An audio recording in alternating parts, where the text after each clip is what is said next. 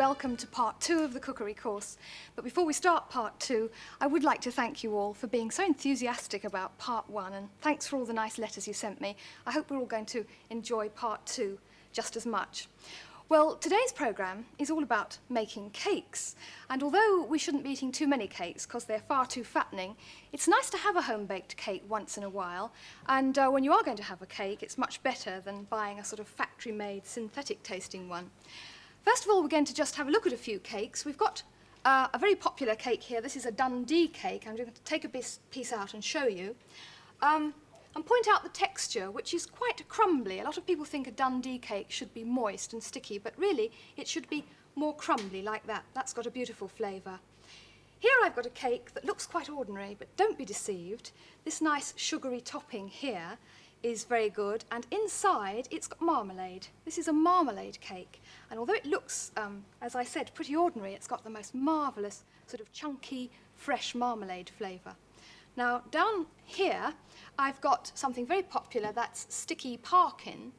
And the rule you have to remember, if you're making Parkin, if you can bear to, you've got to leave it in the tin for about 2 weeks, because the longer you leave it, the more sticky and chewy it gets. Well, probably people make more sponges than anything else, so we've got a couple of sponges here. This is a lemon curd layer cake with 4 layers of sponge. And this one here is a coffee and walnut cake, and it has a coffee cream mousseline covering, which for those of you like me who don't like sweet buttercream is very good. It's a nice alternative. Well, there are lots more cakes and also different sorts of fillings contained in the book that goes with the course, part 2. First of all, though, we're going to actually make a sponge cake. But before we do, just for beginners, I'd like to tell you a little bit about the different sorts of sponges, and I've got 4 samples here, all arranged in a little production line, because they are different, and I'd like you to know the difference. The first one here is a Victoria sponge. That's made by the creaming method. It's quite difficult to master, that one, but it's got a very good flavour. That's the traditional one.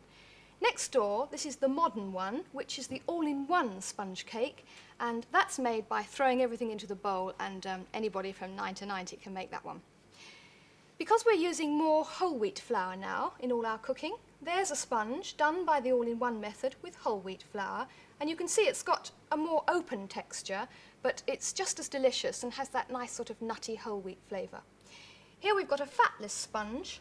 This one is very, very sort of bouncy and spongy and very light, but that one needs to be eaten on the day it's made. It should be nice and fresh, that one, because it dries quite quickly.